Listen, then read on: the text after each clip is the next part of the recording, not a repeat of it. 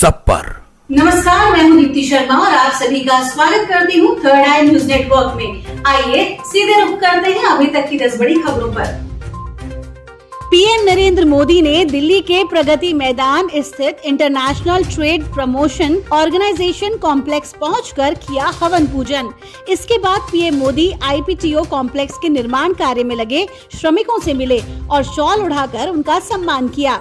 लखनऊ पहुंचे केंद्रीय स्वास्थ्य और परिवार कल्याण मंत्री मनसुख मांडविया ने कहा, देश भर में लागू होगा यूपी का हेल्थ मॉडल। साथ ही ई-रुपया हेल्थ सेक्टर में उपयोग करने वाला उत्तर प्रदेश पहला राज्य है। सरकार स्वास्थ्य के क्षेत्र में बेहतर कार्य कर रही है। कारगिल विजय दिवस पर बोले राजनाथ सिंह, कारगिल युद्ध भारत पर थोपा गया था। पाकिस्तान ने हमारी पीठ में छुरा घोंपा था। रक्षा मंत्री ने कहा, मैं उन वीर सपूतों को सलाम करता हूं जिन्होंने देश को सबसे पहले रखा और इसके लिए अपने जीवन का बलिदान देने में संकोच नहीं किया। पूर्व थल सेना प्रमुख वीपी मलिक ने कहा कि भारतीय सेना को हमेशा अलर्ट रहना होगा। कारगिल की जंग ने यही सिखाया। भारी बारिश के बाद खतरे की जद में आई मनसा देवी पहाड़ी। भूवैज्ञानिकों की टीम पहुंची हरिद्वार। अभी हुआ केवल प्राथमिक निरीक्षण। बारिश थमने के बाद एक बार कई और विशेषज्ञों की टीम करेगी मिट्टी के सैंपल इकट्ठे। परीक्षा के बाद ही मनसा देवी पहाड़ी को लेकर अपनी पूरी रिपोर्ट सरकार को सौंपेगी।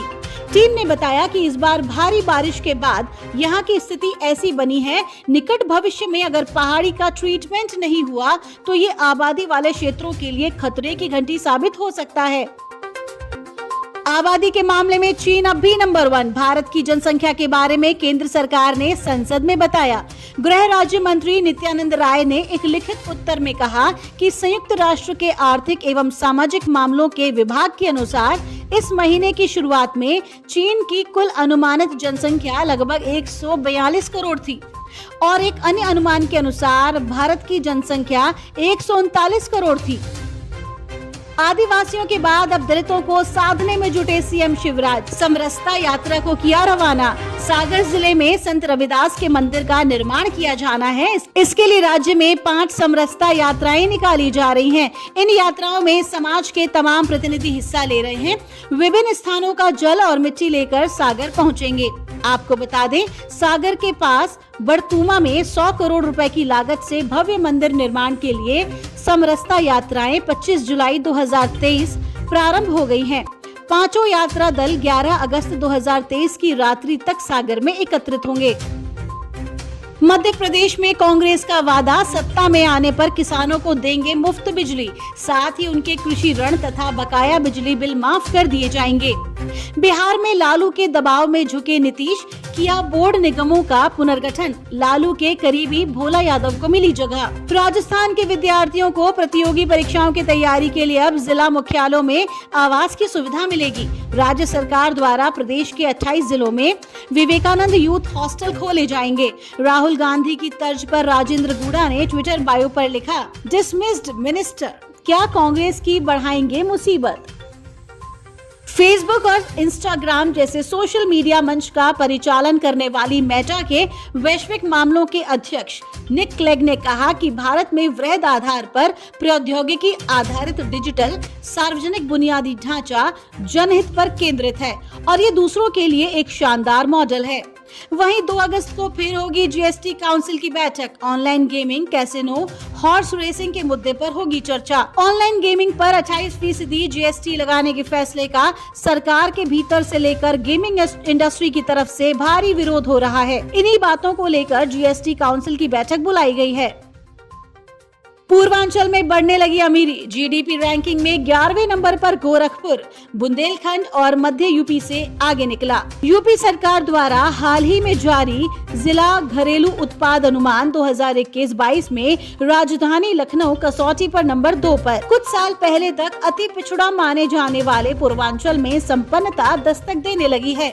हालांकि अभी पश्चिम यूपी के मुकाबले ये इलाका काफी पीछे है, लेकिन बुंदेलखंड और मध्य यूपी से आगे निकल चुका है। सूची में गौतम बुद्ध नगर पहले, तो लखनऊ दूसरे, पूर्वांचल का प्रयागराज चौथे स्थान पर है। राजस्थान के सीकर में प्रधानमंत्री नरेंद्र मोदी की सभा कल। किसानों के खाते में डालेंगे 20,000 करोड़ रुपए की राशि। तैयारियों में जुटे भाजपा नेता।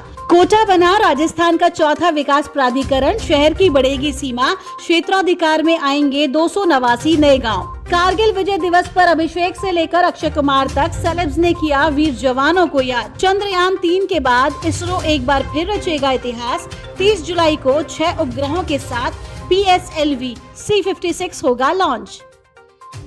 पूनम ढिल्लों की बेटी से इश्क फरमाते हुए नजर आएंगे सनी देओल के बेटे, दोनों का टीजर हुआ रिलीज। बॉलीवुड इंडस्ट्री के चर्चित कलाकार सनी देओल और पूनम ढिल्लों के सक्सेसफुल करियर के बाद अब उनके बच्चे भी बॉलीवुड में अपनी किस्मत आजमाने जा रहे हैं। सनी देओल के बेटे राजवीर देओल और पूनम ढिल्लों की बेटी पलोमा ठेकरिया की डेब्यू फिल्म दोनों का टीजर आउट हो चुका है। 15 करोड़ में बना है जवान का गाना जिंदा बंदा। 1000 गर्ल डांसर्स के साथ शाहरुख खान ने किया है शूट। तो ये थी अभी तक की 10 बड़ी खबरें। देश विदेश की ताजा तरीन खबरों के लिए जुड़े रहिए थर्ड आई न्यूज नेटवर्क के साथ। नजर सब पर।